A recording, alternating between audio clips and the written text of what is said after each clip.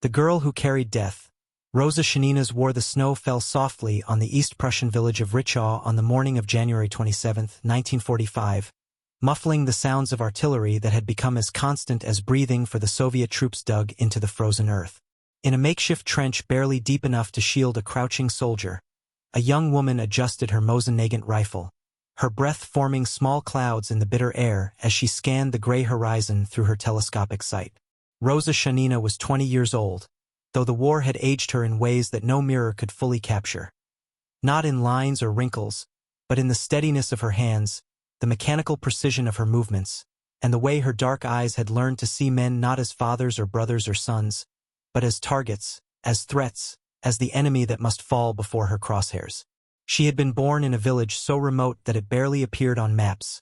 a place where wooden houses huddled against the endless Russian winter, and where the daughter of a logger and a milkmaid should have lived a life of quiet obscurity, perhaps teaching children their letters, perhaps married to a local boy, perhaps never knowing anything beyond the rhythm of seasons and the smell of pine forests. But history had other plans for Roza Shanina, and she had other plans for herself. Ambitions that burned hot enough to carry her from that forgotten corner of Arkhangelsk Oblast to the front lines of the most devastating war humanity had ever known, where she would transform herself into something both celebrated and feared. A sniper who would be credited with 54 confirmed kills, a woman who proved herself the equal of any man in the art of patient, precise death, and a symbol whose meaning would shift and morph depending on who told her story. Her journey from student to killer, from girl to legend, is not a simple tale of heroism or horror. It is something more complex, more human, and ultimately more tragic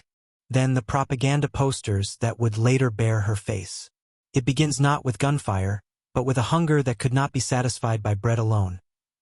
Roza Georgievna Shanina was born on April 3, 1924, in the village of Yedma, a collection of wooden structures that clung to existence in the Arkhangelsk region of northern Russia, where winter ruled for 8 months of the year and the sun barely rose above the horizon in the darkest days of December. Her father, Yegor Mihailovich Shanin, worked as a logger in the vast taiga forests that surrounded the village,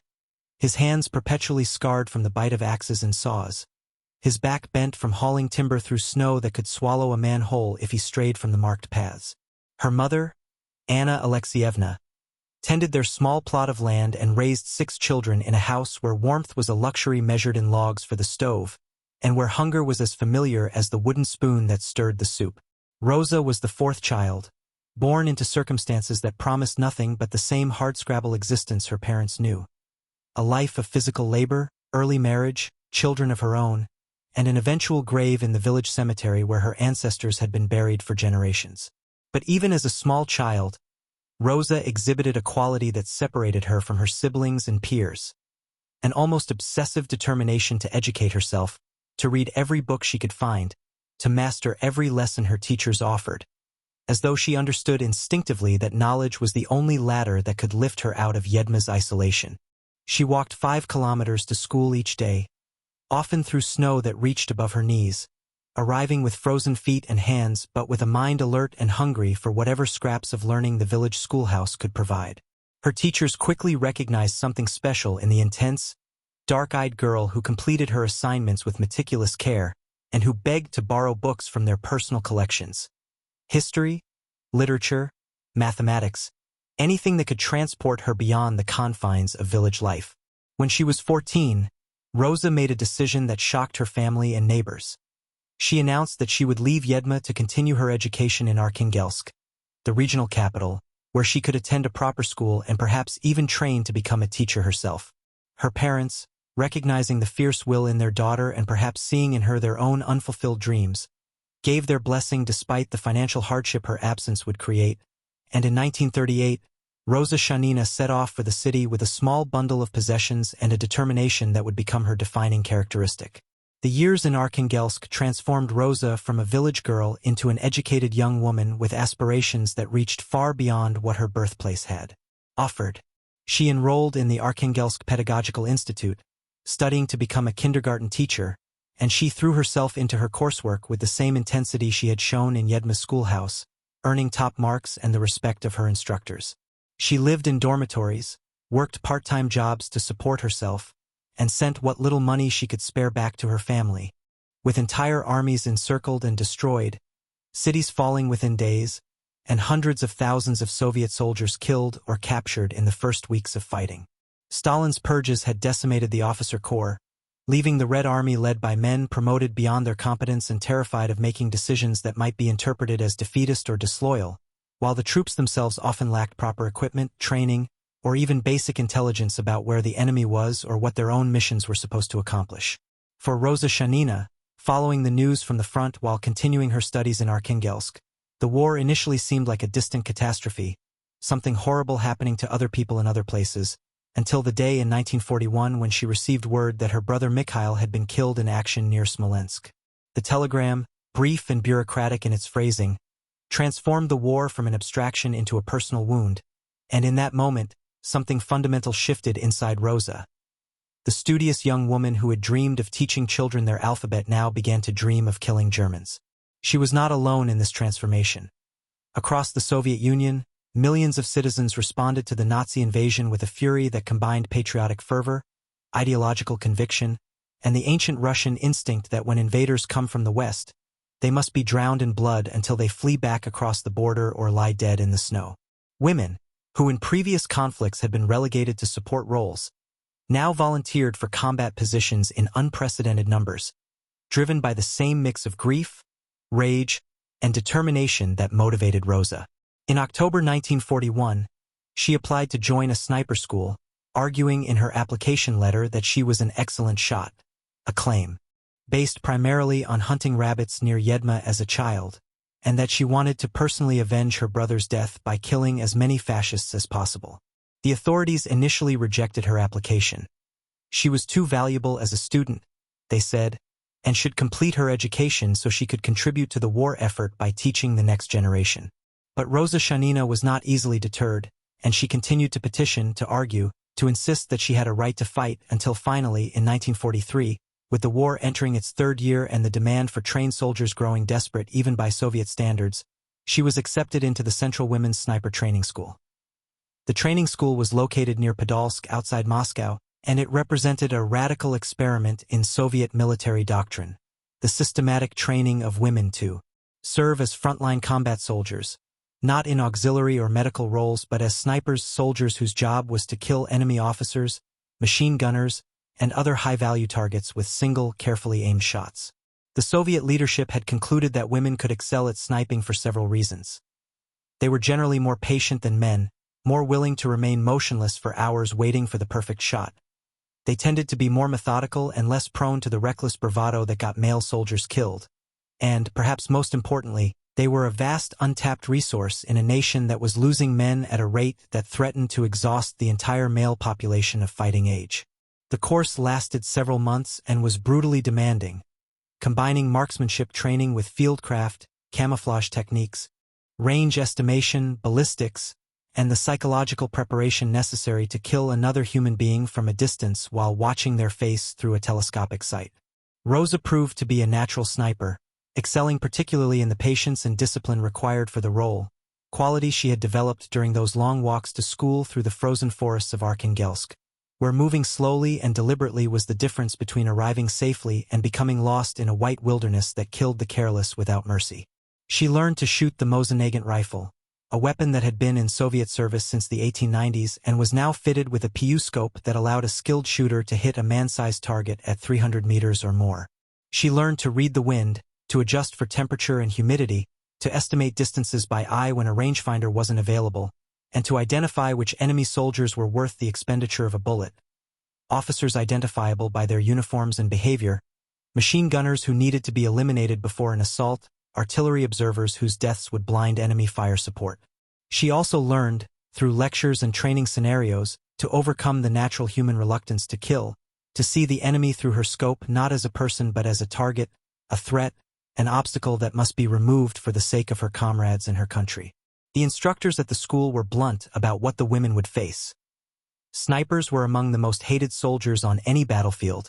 and if captured, they could expect torture and execution rather than treatment as prisoners of war. German soldiers, in particular, were known to mutilate the bodies of captured female snipers, viewing them as unnatural abominations who had violated the proper boundaries between masculine and feminine behavior,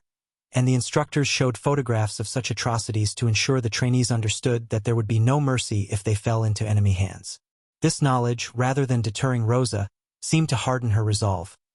She wrote in her diary that she felt no fear of death, only a determination to kill as many Germans as possible before they killed her, and that if she died in the process, at least she would die having avenged her brother and contributed to the destruction of fascism. In April 1944, after completing her training, Roza Shanina was assigned to the 184th Rifle Division, which was fighting in the Kalinin front northwest of Moscow, and she experienced her first taste of actual combat in the forests and swamps of Belarus, where the Red Army was preparing for Operation Bagration, the massive summer offensive that would destroy German Army Group Center and liberate most of Belarus in a campaign that rivaled the Normandy invasion in scale and significance. Her first kill came on a gray morning in early April,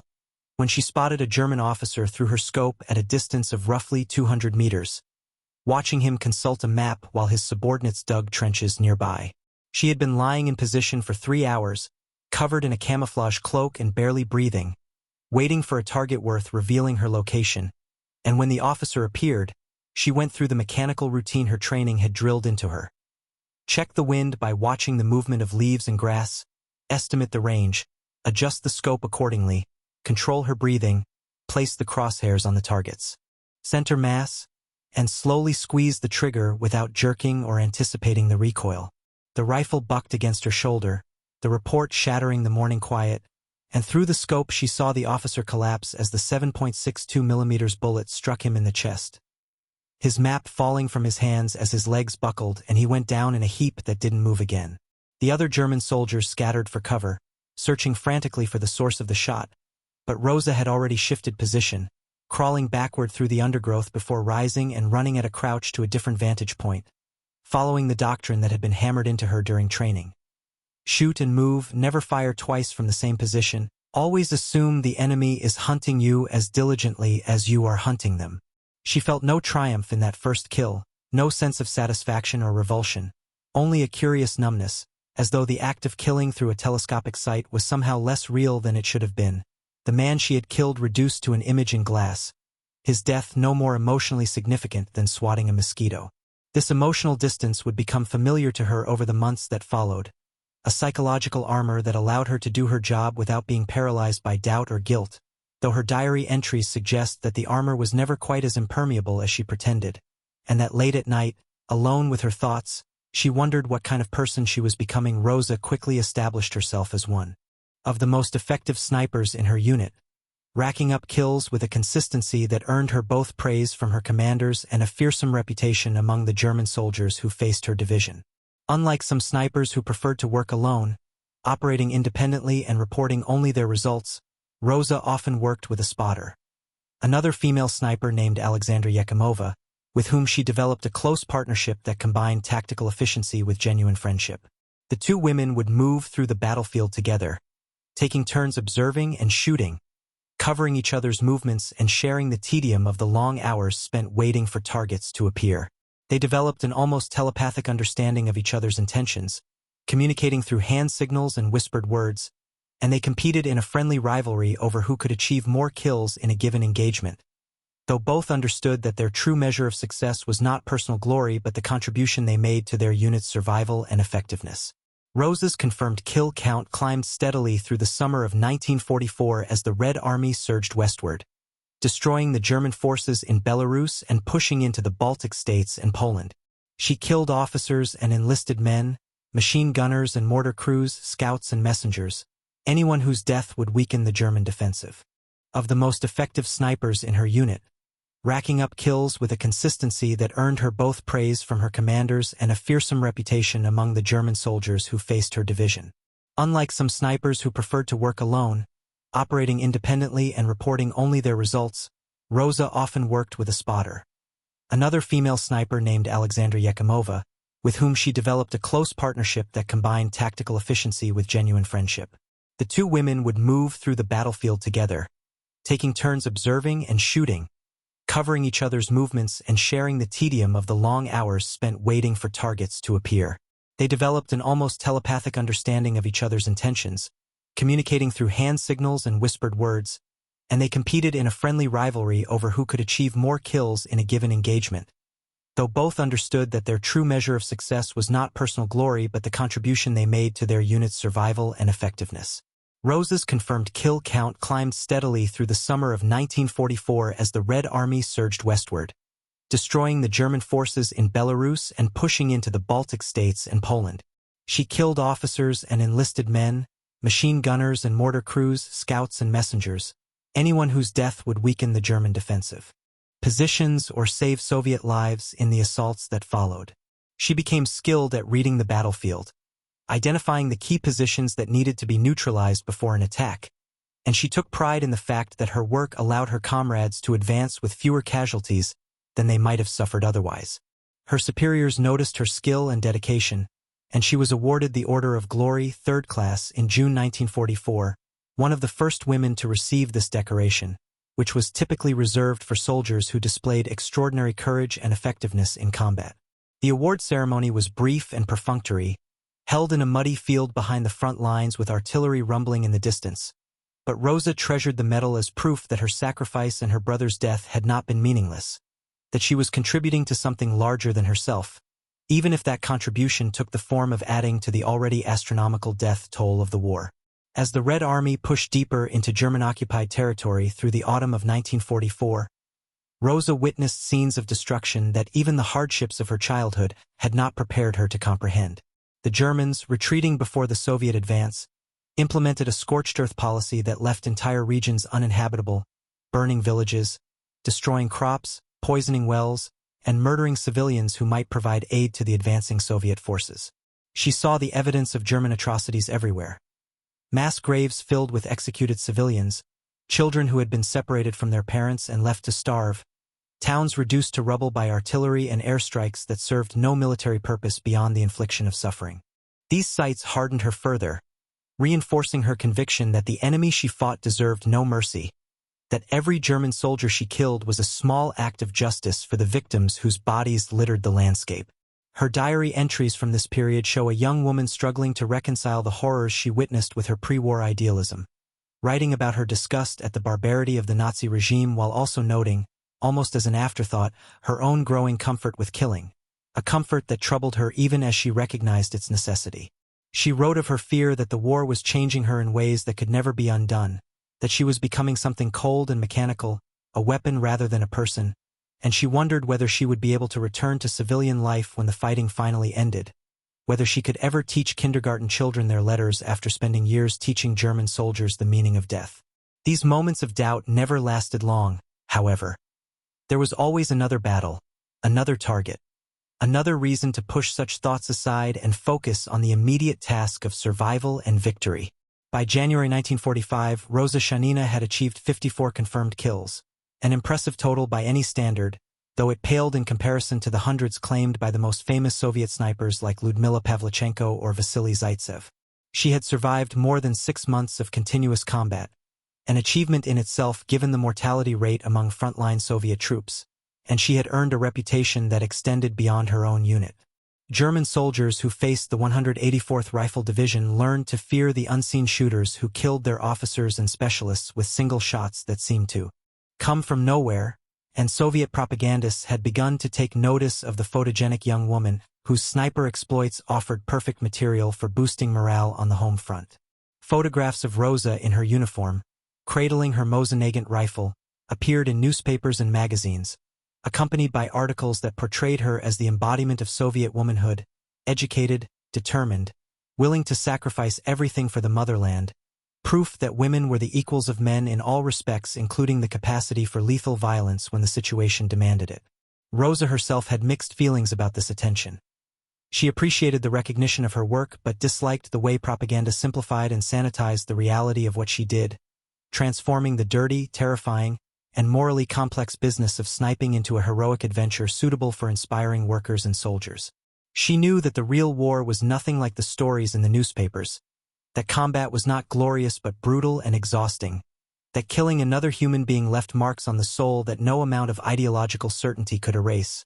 and that the young woman who stared back at her from photographs looked increasingly like a stranger, harder, older, emptied of the joy and hope that had animated her in those distant days before June 1941. The final phase of Roza Shanina's life began in January 1945, as the Red Army prepared for the East Prussian offensive,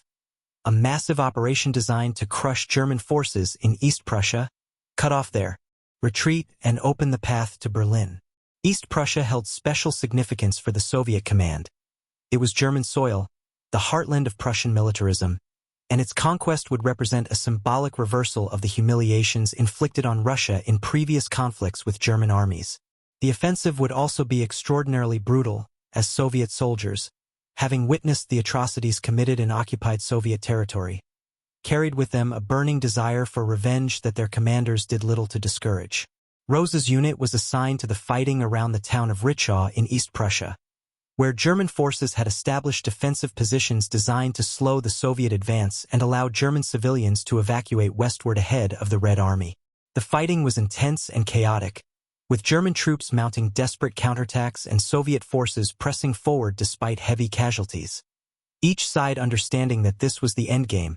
that the war would be decided in the coming months one way or another. Roza continued to do her job, picking off German soldiers from concealed positions, calling out ranges and targets to her spotter, moving constantly to avoid the German countersnipers and artillery observers who were hunting her with the same determination she hunted them. On January 27, 1945,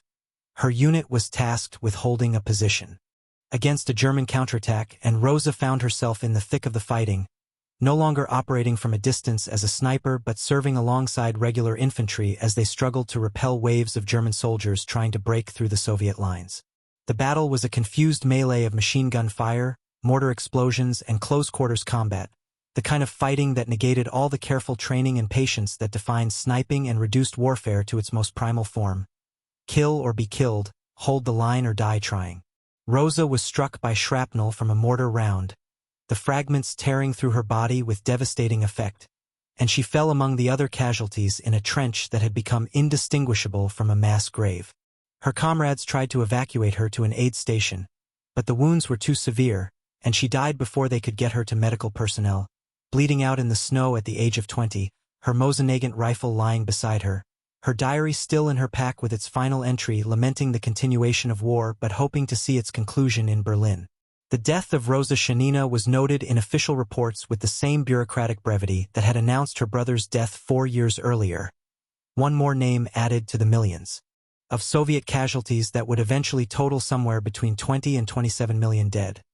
A number so vast that individual deaths lost all meaning except to those who knew and loved the deceased. Her body was buried in a mass grave near where she fell, her location marked only by a simple wooden cross that would eventually rot away,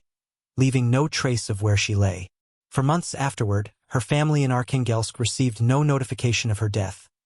Military authorities were overwhelmed by the administrative burden of recording casualties from the final campaigns of the war, and it wasn't until June 1945, a month after Germany's surrender, that her parents received official confirmation that their daughter would not be returning home. The news devastated them, though they had steeled themselves for this possibility from the moment Roza had left for sniper training. They had already lost one child to the war, and in the Soviet Union of 1945, there were few families who had not suffered similar losses or worse. Roza's personal effects, including portions of her diary, were eventually returned to her family, and these documents would become the primary source for understanding her experiences and thoughts during the war, though they represented only fragments of her interior life, glimpses of a complex young woman trying to make sense of circumstances that defied comprehension. In the decades following the war, Roza Shanina's story was periodically resurrected by Soviet authorities looking for heroes to celebrate,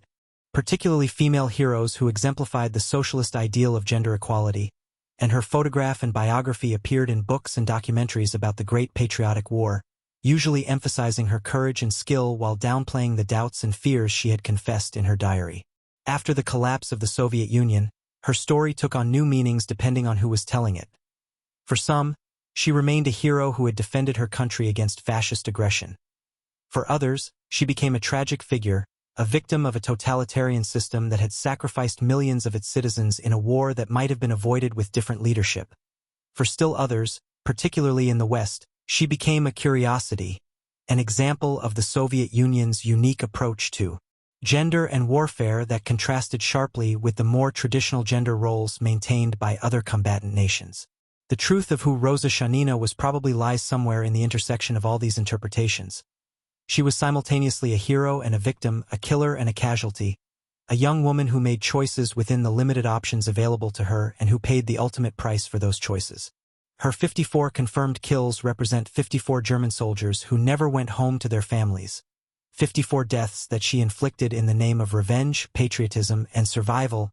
and whether those deaths were justified depends entirely on one's perspective on the war itself and the moral calculus of violence in service of a cause. What seems beyond dispute is that Roza Shanina was an extraordinary individual, intelligent, determined, brave, and ultimately doomed by the historical forces that swept her up and carried her from a remote village in Arkhangelsk to a frozen trench in East Prussia where her blood mixed with the blood of thousands of others and seeped into soil that would grow nothing but grass and memory. Her story endures not because it provides easy answers about the nature of war or heroism,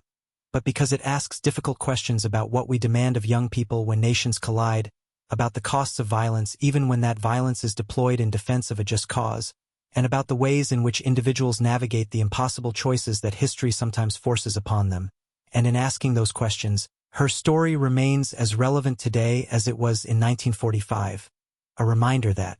behind every statistic of war, behind every confirmed kill and every casualty report, there exists a human being whose life contained depths and dimensions that no propaganda poster or documentary summary can ever fully capture.